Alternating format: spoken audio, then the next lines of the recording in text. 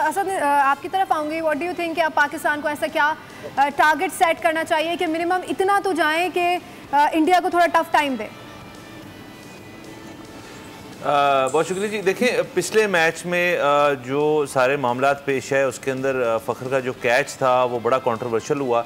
उस पर तकरीबन इत्तेफाक राय सब की है कि वो कैच जो था वो नहीं था और एमी वो आउट हो गए। लेकिन अगर वो उनके स्कोर आप ऐड कर लेते या चलें वो ऐड कर लेते 20 रन 25 रन, या शाहीन को जिनको मौका नहीं मिला पिछले मैच में बैटिंग करने का उनके 20-25 रन और कर लेते तो हम 185-190 तक चले जाते।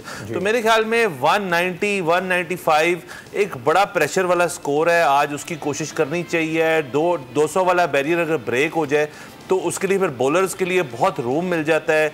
और उसके साथ साथ आई थिंक आज बैटिंग फर्स्ट का जो असल चीज़ हमें देखने को है कि जो विकेटें पिछले 2 मैचेस से आप रख रहे हैं अपने पास और आप आके उनको सेक्रीफाइस नहीं कर रहे। भाई मार के सेक्रीफाइस करें, आउट होके जाएं, वापस मारते मारते आउट है, हमें कोई इशू नहीं है। आप खेल के जाएं, कोई मसले वाली बात नहीं है। इनफैक्ट इसके अंदर जो हमारे सियासी लीडर्स हैं वो भी इसके अंदर उन्होंने अपना डाला है कमेंट। उसके अंदर फिरदौस हाजी अकीवान साहिबा का मैं बयान सुन रहा था आज से कुछ दिन पहले। उन्होंने साइम अयूब को पैगाम दिया कि मार के आउट हो, हमें कोई मसले वाली बात नहीं। आई थिंक ये हमारे अवाम का भी सेंटिमेंट रिफ्लेक्ट करती है कि जी आप खेलें और पुरजोश खेलें। एक टूर्नामेंट का फाइनल है, कुछ नहीं होता।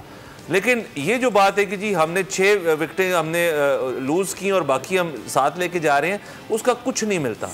टोटल जितना भी हो, टोटल जितना भी आपने करना है डजेंट मैटर। अग्रेसिवली करें। जो हम देख रहे हैं हमारे जो ओपन करते हैं उसके बाद थोड़ा बहुत मिडिल ऑर्डर जो है वो स्टैगनेट कर जाता है। उसका अली की मैं तजवीज़ से बिल्कुल एग्री करता हूँ कि शाहीन को ऊपर लाएं। शाहीन शाह जो है वो इस वक्त बैटिंग फॉर्म में हैं और वो एक डेंट डाल सकते हैं। तो आज मेरे ख्याल में क्रिएटिविटी भी काम देगी आपको, थोड़ा सा लक भी काम देगा और टैलेंट खैर से हमारे पास बहुत ज़्यादा है। बड़ा बोल्ड डिसीजन होगा शाहीन आफरीदी को ऊपर लेके आने वाला। सब्सक्राइब करें और बेल दबाएं ताकि कोई खबर रह न जाए।